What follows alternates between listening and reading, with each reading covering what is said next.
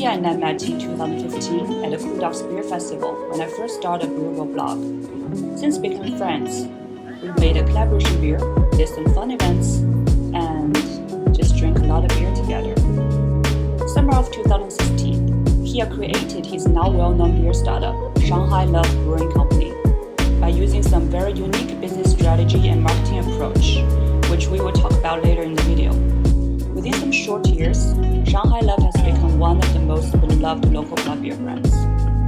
A businessman at heart, Kia is also a self-taught brewer. He designed or collaborated on all the beer recipes for Shanghai Love, including the chocolate stout that won the gold medal at China International Beer Challenge in 2018.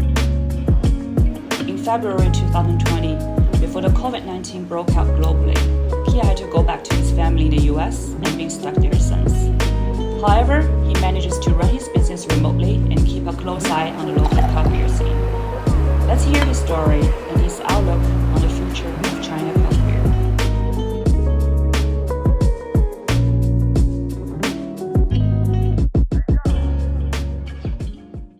All that hard work, I might not want to shave it when I get back. Looks good on you, don't shave. It's fine. Hey everyone, you're watching the Brew Girl channel. This is Kia, founder of Shanghai Love, coming to you from home in San Diego. How do you actually run your business remotely since you left China? So it's actually been pretty smooth. You've obviously met Sean. Sean is the number 2 in Shanghai Love. He's been doing a fantastic job running the operations. Our brewing partner out in Xitang, they're doing a great job. You know, we've been working together for over 5 years.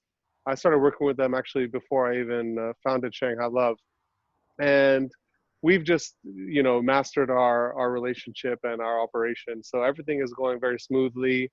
You know, in the beginning, obviously, there were some issues. You know, we had to go down there with our team. And originally, we were brewing everything ourselves. We didn't really have that relationship where they knew what we wanted and how to do it. But eventually, we worked with their staff, and they've figured it all out. They have a great team there, and made a lot of improvements. So that's actually been going very smoothly. And then Sean is going to the brewery in my place now. I used to go for mostly quality control, and now Sean is doing that. And you know, he's been with us for a few years, so he's very familiar with everything, and I'm pretty happy. So cheers to Sean. Cheers, Sean. So we see, like, since Shanghai Love started, you have a very different business strategy. You go to the venues, we will think will not traditionally craft beer, such as 5-star hotels like W Hotel Edition or some high-end restaurants. So what was your vision when you started Shanghai Love? So all of that kind of came into place later. Usually when you start out, you don't have the business plan as much in focus as you would want it to be. You focus mostly on the production and making quality beer.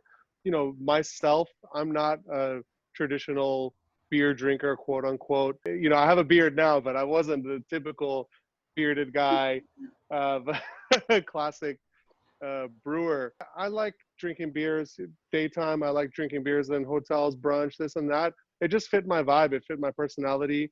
And then that's exactly the group of people that I realized need the most education.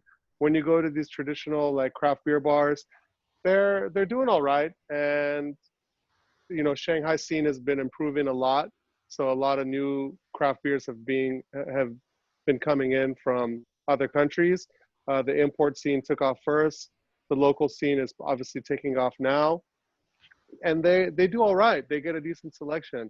So I think when you look at, you know, hotels especially, but a lot of nice restaurants, they're still stuck with the really old fashioned, you know, pale lager style beers, the big brands, and they don't know much about craft beer yet.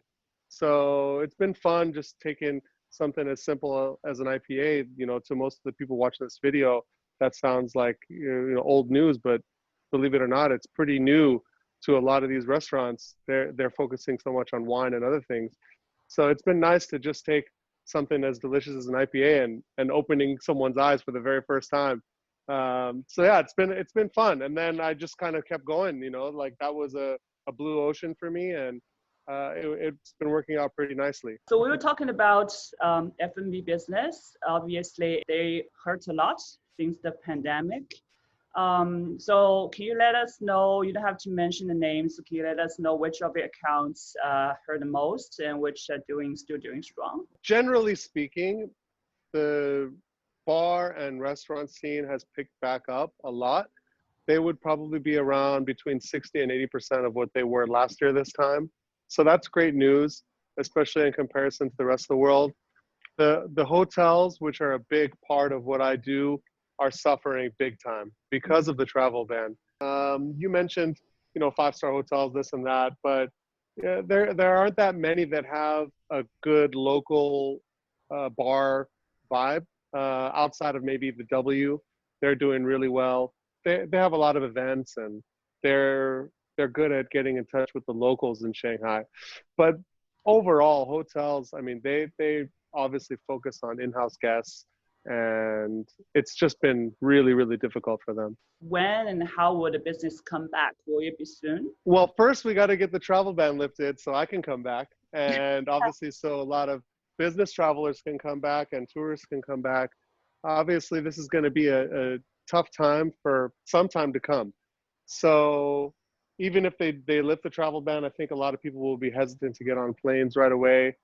And, especially if there's quarantines for extended periods of time, it's going to be a while before that picks back up. I don't see that improving this year, honestly, unfortunately. And this is peak season, so it's just been a major blow. But hopefully, we'll see a lot of improvement by this time next year. But I'm happy about the local restaurant and bar scene. That's going to be strong. I'm very confident in that, and they're proving it right now. There's a lot of, people were locked up for a long time, and they're excited to be back out and just be outside and enjoy the weather, and it's looking good when it comes to the bars and restaurants. So everyone in China just need to go out and help the local business. 100% support local, not just local businesses, but local beer, local brands. Okay, talking about local brands, I remember it's last year is also around right now, June, you had the Brew for Love Beer Festival, right? Which is a beer festival that That's correct. Only features local craft beer brands. Why do you think local is so important to craft beer scene? I think craft beer should be local. So I believe the future of beer around the world will be that people won't drink a beer that's been brewed more than 50 miles away from them. That's the beauty of it. Drink what's around you. Just like when you go drink wine, if you go to France, you're not going to start drinking Italian wine there, right? So, and vice versa. Don't get me wrong, it's still fun to see a diverse tap selection and see a few imports here and there, but the local scene needs to improve in China. It needs to, dominate. It needs to just be recognized more. And there are a lot of local brands now. A city like Shanghai, it's tough for people to enter that market. It's a very expensive market, and people have a hard time setting up operations there. So I'm just trying to get the small brands from other cities some exposure in Shanghai, because I think that's the first step. But eventually, when their local scenes pick up in their own respective cities, we'll see a lot more brands thriving, and I'm sure that they all feel the same way. They'll want to support other local brands too. It's kind of like we unite together to go against some of the huge brands, but in the end, we're all still friends, even with the big brands. Brew for Love is a festival for only Chinese-made beer, and it's all going to a local charity called Heart to Heart. They provide heart surgery for kids that can't afford it, that have heart defects, and honestly, it's such a wonderful charity. I've been able to visit the hospital and see the kids that we helped out, and it's just such a great feeling. All the local people coming together for a local good cause. It's wonderful, and I think that really embraces the point. Craft beer is local is everything, right?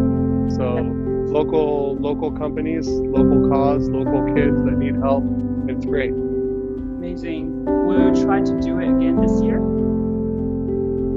Unfortunately, we don't have a big enough team, so that's something that is going to have to be postponed. I'm really sad about that. I love doing that festival. We've done it 2 years in a row this time. And who knows if there's like some miraculous cure that comes out and I can get back there soon, and maybe we can do something in the fall when the weather is still nice. But since you're not here to do all those big events, do you have any new plans for Shanghai Love? Well, unfortunately, on the event side, it's kind of tough. You know, this is another event that we love doing is Love Wins. It's our Pride event, and this is Pride Month, so that's another one that hurts because that's my favorite one because it's just so much fun. Unfortunately, we can't do those. We don't have a big enough team. That's kind of the disadvantage of being so small. But having said that, I have a few ideas brewing, and I'm excited to get back and get going on the events again. In the meantime, just focusing on making some new brews, some new cocktails. Actually, if some people don't know that Shanghai Love is also making cocktails in the brewery. We're doing a lot of our own infusions. We're trying to play with different textures, like using nitrogen. It's been a fun little side project that's actually, become a big part of what we're doing now. So yeah, there's going to be a couple new releases coming soon, so keep an eye out. The one other project that I've been working on, and this is kind of like a secret, but I might as well announce it now. It's launching a new line, a new brand, and we're going to be focusing on lagers only.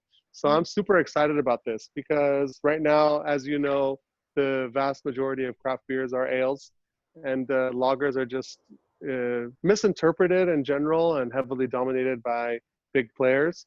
So it'll be fun to do just a craft lager brand and educate China about all the differences in lager, mainly, that it doesn't have to just be pale lager.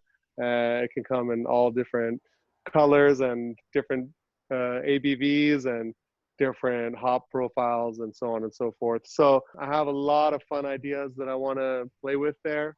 And Shanghai Love doesn't do any lagers, so it'll be a nice complement. I think China craft beer scene had a lot of influence from the US. A lot of beer drinkers like me learn about what craft beer should be, modern craft beer should be, by drinking a lot of American beers. So with the current relationship between China and the US, what's the outlook on how this will impact the local craft beer scene? Well, I think there's good and bad. You saw what happened to a great company like Stone that's just down the street from me over here. And that was really sad to see, a legend like that have to exit Shanghai as far as their retail operation goes. So it's a bummer because I think even though the local, I'm all about supporting local, the overall craft movement still needs to grow as a whole in China. And, that's unfortunate to see something like that happen. But on the flip side, the positive is that hopefully some local players can take their place. Right now, like I said, there are a lot of up and coming brands, Shanghai Love included. So we also plan to have a strong retail bar presence coming soon. So yeah, that's definitely an opportunity for a lot of local players. I think it's an inevitability that local players are going to take over the international brands, but it's not fun to see people have to leave that way, that Stone had to leave. And then on the other side, when it comes to brewing, obviously, increased tariffs are a bummer because a lot of the hops, for example, are coming from the US. Recently, I believe there was some drama with Australia as well. So we don't use Australian malt, but a lot of people do. And I think the barley is going to be taxed at a higher rate now. So that's going to impact the costs. So it's just going to be a challenge. It's going to make things more expensive. But in the end, craft beer is always going to be a premium price. So it's not really going to make a difference. It might hurt some people that are struggling with cash, but I believe the stronger players won't really be impacted too much. And overall, if anything, if there's more drama between China and the US, or China and any other country that's supplying us, it's going to benefit the local community in the long run. So cheers to never sell out. Cheers. Never say never. Hopefully I don't have to.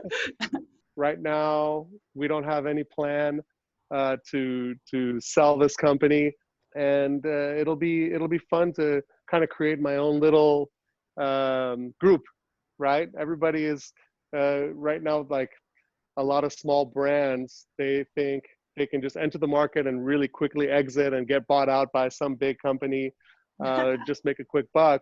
And I can't emphasize that that's the wrong strategy for anybody to try to do. But I just said, hey, you know what? I'm not planning to sell. I love what I do. I'm in this for the long run, and I might as well make my own little suite of brands, and maybe one day I'll be buying someone.